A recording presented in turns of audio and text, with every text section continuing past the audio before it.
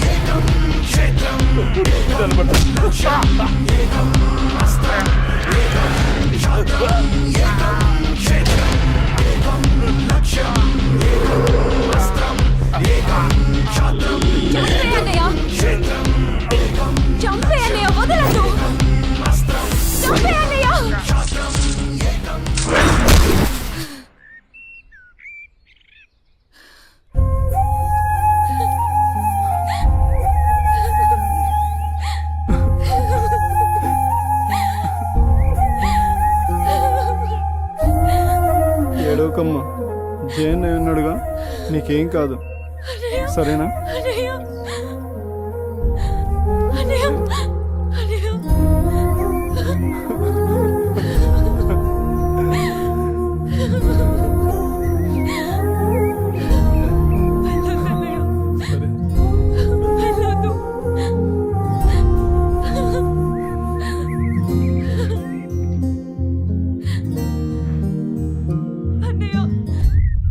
చెల్లి జాగ్రత్త. సరే. అన్నయ్య అన్నయ్య అన్నయ్య అన్నయ్య అన్నయ్య నన్ను వదిలేయొద్దు. అన్నయ్య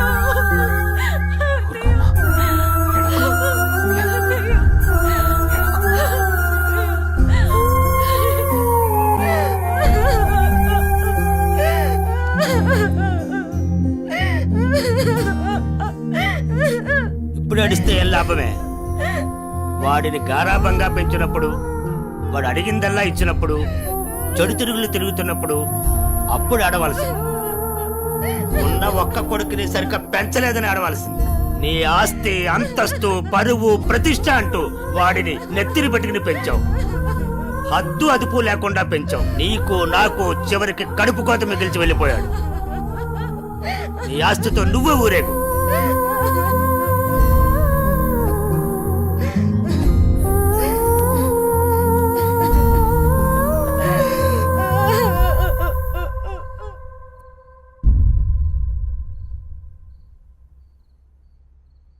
ఏమయ్యా, తాపీగా కూర్చుని బాధపడుతున్నావా?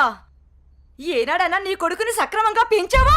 నీ తిరుగుళ్ళకి, వ్యసనాలకి నా జీవితాన్ని ఎలాగో నాశనం చేసావు. నిన్ను చూసి వాడు కూడా చెడిపోయాడు. కడకి వాడే లేకుండా పోయాడు. ఏ ఏ చెయ్యి లేస్తుంది. ఇది ఈ పౌరుషం కొడుకు గాడి తప్పినప్పుడు ఉండాల్సింది. నా మీదే చెయ్యి లేస్తుంది. కాంతం ఎవరి దగ్గర లొంగేది లేదు. అందరి ముందు నన్ను గయ్యాళి చేసావు కదయ్యా. గయ్యాళి కాక ఇంకేంటి? ఈ దెబ్బ ముందే పడుంటే ఇవాళ ఈ పరిస్థితి వచ్చుండేదే కాదు. చిచి, నీకు ఎంత చెప్పినా దండకే. నేను కూడా ఈ క్షణం నుంచి ఇల్లు వదిలేసి వెళ్ళిపోతున్నాను. నువ్వే ఊరేగు.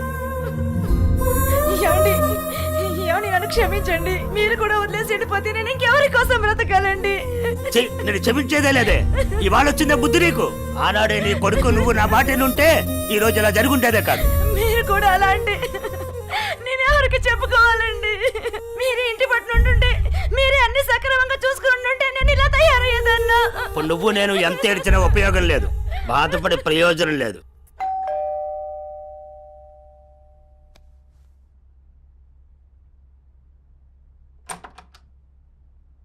లోపలికి రానయా.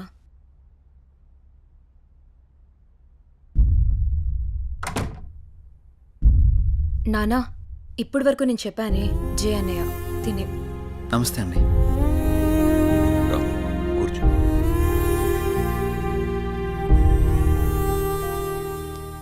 సారీ సార్, నా వల్లనే గణేష్. జై, ఈ విషయంలో నీ తప్పేం లేదు. జరిగిందంతా భార్గవి చెప్పింది.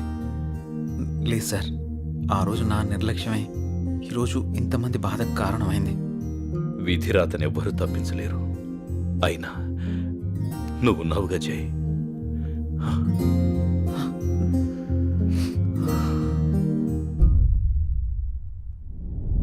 ఎన్నో రాత్రులు లోపలికి వెళ్ళి అబ్బాయిని బాగా చూసుకోవే. చిప్పు హోపింది.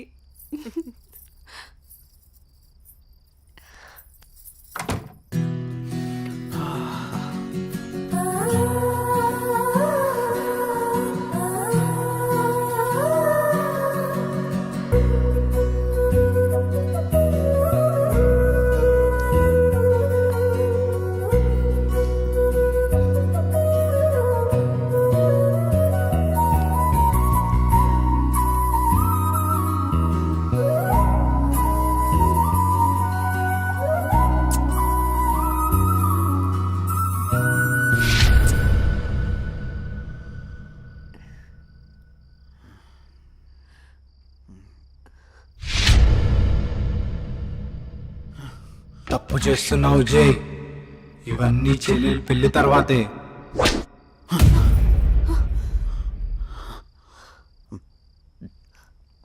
ఏమైంది జై? అనన్య, నాకు దీనికి కొంచెం టైం కావాలి. ఏమైనా ప్రాబ్లమా? నో ప్రాబ్లం ఏం లేదు. కొంచెం అర్థం చేసుకోవా ప్లీజ్?